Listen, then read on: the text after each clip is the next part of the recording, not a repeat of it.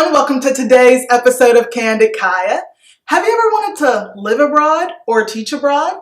Well, today I am here with Tee, and she's going to be telling us about her experience in Spain and South Korea. Stay tuned. Well, hello, Tee. Hi. Thank you so much for coming on today's episode. Can you tell the viewers just a little bit about yourself? Sure. My name is Tee Yolanda. I am from Boston, Massachusetts. I went to undergrad at the University of Massachusetts, where I studied business. Now I'm getting my MBA here in Atlanta. Between undergrad and graduate school, I lived abroad for 3 years in Spain and South Korea. All right. Well, perfect. Tell us a little bit about what made you decide to go abroad in the first place. So I went abroad to Spain first, and it was kind of just happened. I minored in Spanish, and one of my professors always knew that I wanted to travel or study abroad, but I paid my way through school, so I couldn't really take off a semester to go live abroad. And she told me about a program that the Spanish government had where they bring, English-speaking foreigners over to Spain for a year and pay them to teach in Spain. And I figured, why not? Let me try to apply and see what happens. Have you ever lived abroad or studied abroad before? No, I hadn't even left Massachusetts. I think I went to Disneyland when I was 8, and that was the only time I really traveled. So that was my first time abroad. It was my first time living really without my parents, so it was a whole new experience. Oh. All right, so tell us a little bit about what kind of hesitancies did you have about going abroad? So I'm fluent in Spanish, so going to Spain for me was more nervous, like, will I be a good teacher? I had never taught before. I mean, obviously I'm a native English speaker, so I knew what it was like to, the general gist of the English language, but I was really nervous what it would be like to be in the classroom. Right. And I think before I left, I knew I would find an apartment. I knew it would be easy for me to meet friends, but I was so anxious about getting in the classroom. Okay. All right. So tell us, what should someone who maybe wants to go live abroad or even teach abroad be considering before they go? I think before you go, really consider what your long-term plan is. I think one thing that I found is I graduated school. I worked for about 1.5 years before I actually applied for the program. And then I went and I had no clue what I wanted to do after. So I lived in Spain. I worked there for 1.5 years. And when I came back, I realized I had no clue what I wanted to do. So then I went abroad again, and I went to South Korea. And in Korea, I left after a total of 3 years abroad. And when I came home, I had no plan. Most of my resume was teaching, and I didn't want to be a teacher. I hadn't done anything before to kind of get the groundwork going for another career. So it was really hard for me to do that adjustment. I know being really young, it's hard to figure out what you want to do, but even just any idea of something you'd be interested in, and whether it's interning or volunteering, but just having something else to put on your resume. So tell us a little bit more about how did you choose where you were going to teach, and what is the application process like for those positions? Teaching English abroad is a big business. I think in America we don't realize how big it is and how popular it is internationally. To be young, especially like if you're college age or a recent graduate, there's only 3 main countries that people teach in. Spain being one of them because the government runs a program. So the South Korean government also runs another program to teach English. And there's a lot of private academies in South Korea. And then in Japan, their government also runs a program. So that's usually the 3 main places people pick. There's some Western European countries that will have smaller programs, but you'll be able to make a good living and survive in those 3 countries. So getting started in Spain, it was really my teacher, my professor guiding me towards that. And when I came home and I thought, well, what's the next step? I really still want to travel. I feel like I haven't seen enough of the world and I'm still young. And so I researched, and it was really between Korea and Japan. Both of them allow you to make a really good income, especially pay back those student loans, which is really important. And so the process for them is pretty similar. In Spain, you send your transcripts in, an essay of why you want to do it. The same is true for Korea and Japan. The only difference is that in Spain, you don't have an interview, and in Korea and Japan, they do interview, especially if you're going for private academies. They will interview you multiple times even, have different teachers interview you and just really ask why you want to come there, why you think you'd be a good teacher. Just make sure you have those things prepped for the interview process. Via Skype. Via Skype. That tends to be the big thing. I think now sometimes they do Google Chat. GChat is getting a little bit bigger in Asia now, but generally speaking, it's Skype. Okay, so this is interesting. So literally, you apply for this teaching position, you research it, you apply, you interview, and then you go. And nowhere in the process are you really exactly sure where you'll be going or where you'll be living necessarily? It depends. So each country of the three that I mentioned works a little different. So in Spain, during your application process, you list which autonomous community, instead of states, they have autonomous communities. So you list which one you would like, but beyond that, they place you anywhere in that autonomous community. So you can say you prefer the city or prefer a suburb, but you're just gonna kind of fly by the seat of your pants and figure out what you got. For Korea, if you go through the government, the same kind of works. You pick a general area that you prefer. I went to a private academy, so I could pick the exact city I wanted to work in. And so for me, I knew exactly where I'd be, what school I'd be, what hours I would work. It's laid out very explicitly in the contract. In Japan, it's a little bit harder to get private academies. They exist, but they usually want master's degrees or several years of teaching experience. So for Japan, you're kind of choosing a region and then just, going with God. All right, T, can you elaborate a little more for us on your experience actually teaching in these countries? So for example, how did you deal with the language barriers, especially with young children? So, especially being a private academy teacher, it's an English immersion school, so they technically should not be speaking Korean in the classroom. I taught kindergarten all the way up through 6th grade. So the 6th graders were a little bit easier, but for kindergartners, it is definitely a process. I think it was probably the best way for me to even pick up some Korean, even though you want to only be teaching English in the classroom, and that's pretty much standard for any country you teach in, because that's the best environment for students to learn in. It just, by default, you realize this is the word they say for chair all the time, or when they're bickering, the things they say to each other. And so for me, I think it was really just sticking to an English-only classroom, but being perceptive about what was going on around me.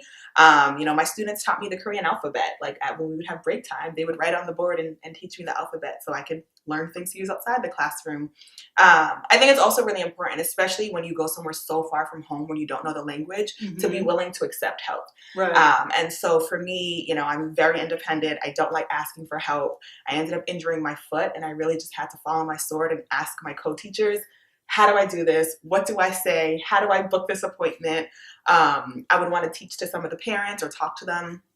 And I would have to ask my co-teachers to teach me how to say like little introductory sentences and then practice with them for like 2 weeks just to say a 2-line sentence in Korean. So I think really being open and just being okay with making mistakes and not knowing. I think when you're born in America, you speak English, you're used to understanding everything and knowing everything, and it's very comfortable. Being okay to be vulnerable and say, I'm not going to understand everything. Things are going to happen around me and I'm going to have no clue. And that's fine. Right. Okay. So tell us about what impact do you think you left on those students in Spain and South Korea? Specifically, so for my experience, teaching in Spain, your title is not English teacher, it's technically cultural ambassador. So you're there to teach English, but you're really there to teach them Western culture, American culture. In Korea, the same, you're there to teach English, but it's really to make them well-rounded kind of English, second language students. And so for me, when I went in as a Black teacher in a 99% homogenous country, my students, the first day, some of my kindergartners cried when they saw me. They thought I was burnt. They were confused, like they didn't get it. And I think what I really wanted them to leave with was knowing that people look very different. Like, yes, you're in a country where everyone kind of has similar features, but there's a whole big world out there. And when I left, one of our last lessons was to draw a picture of people of the world. And when I first started doing it, I was nervous. And I'm like, oh man, they're going to draw everyone that looks just like them with, like white skin and, big eyes. And my students drew brown people and tan people and purple people, even orange. And I'm like, okay, this is colorful. What's happening? And the student said, teacher, people are many colors. People are not just white. And I literally in my classroom started crying. It was after a year and a half of teaching these students, watching them go from no English to now be able to communicate. And the thing I set out to do, it worked. And I just started bawling, crying. And they were like, what's wrong, teacher? Like, what's happening? But I was so happy. And so for me, that was the biggest thing. Like, you can learn English from anyone, but learning English from someone who looks so different from you and being able to realize that this isn't a fluke, it's not an accident, that the world is really full of people of so many colors and different aesthetics. For me, that was the best. All right, T. Now I want to ask you for a little bit of your advice. Let's start with, what advice do you have for those who are currently preparing for these teaching interviews? I would say definitely know why you want that job and why you want that country. A big part of teaching abroad isn't just the job you do, it's the fact that you're going to be international away from home. Right. So if you're going to Spain or Eastern Europe or Asia, take some time to research the culture, know what you're getting yourself into, research the school or program you're going for, what they value, what's important to them, and make sure it really aligns with you so you can give them authentic answers during the process. Okay. All right, next question. What advice do you have for those who want to go abroad but can't decide where to go? I think it's a combination of things. I think you should definitely figure out where you want to be location-wise, and don't be scared to go somewhere you don't know. I know when I went to Asia, everyone was like, you don't speak Korean, they don't speak a lot of English, what are you doing? But I really wanted to challenge myself to experience something so different, but also figure out what you want as far as like a work-life balance or even what you want your job to be. While I taught in both countries, in Spain, my job was completely different than in Korea. In Spain, I basically was teaching them the English version of their Spanish curriculum. So I didn't have to really create anything super unique. It was more just complementary material. But in Korea, I built my own curriculum. So I figured out what we were going to learn this week, what projects, what movies sometimes we watched. And it was a lot of work, but I wanted that. And I think if you just kind of want to go abroad and get a taste of an experience, but not be a full-blown teacher, that's definitely going to affect what job you take. And so I'd research what hours you have to work, what are the expectations in the classroom, and even use the internet just to reach out to teachers that have done the program. There's so many resources online if you just Google them. Okay. Last piece of advice. What is your best piece of advice for those who are trying to make the most of their international experience? I would say, don't be afraid. And I know that sounds way easier than it is to do, but I think a lot of times our fear will keep us prisoner in our experience. My first 3 months in Korea were terrible. And it was because I was really scared to just take the opportunity for what it was, to make that mistake, to reach out to someone and maybe they'll say no, but usually they said yes. And I think once I stopped being afraid and I said, I'm here for a year and I want to make this great. So I did everything. I wore traditional clothes. I sang songs even though I didn't know what the words were. I made friends. I now have friends in a ton of countries. When I was in Korea, I made such good friendships. I went to 3 weddings because 3 of my friends got married.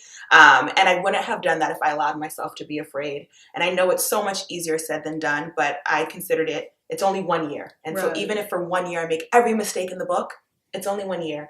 And it really turns out to be an amazing experience when you put yourself out there and just let yourself enjoy what's happening to you. Perfect. Okay, I lied. I have one more question. And to finish my sentence. Y'all know how this goes. All right. T. Finish my sentence, please. Okay. My teaching abroad experience taught me. Ooh, my teaching abroad experience taught me that even though the world is a huge and diverse place, there are so many similarities in places you'd never imagine. Perfecto. All right, T, tell everyone how they can keep up with you. Sure, you can find me on Instagram as Somewhere Always, but ALWYS. I am also a YouTuber, so you can check out my YouTube channel. Same name, Somewhere Always. I talk a lot about my international experience, but also just like the weird adjusting to adulthood kind of transition. All right, so make sure to subscribe to Somewhere Always, everyone. We thank you all for tuning in, and we'll see you again next time.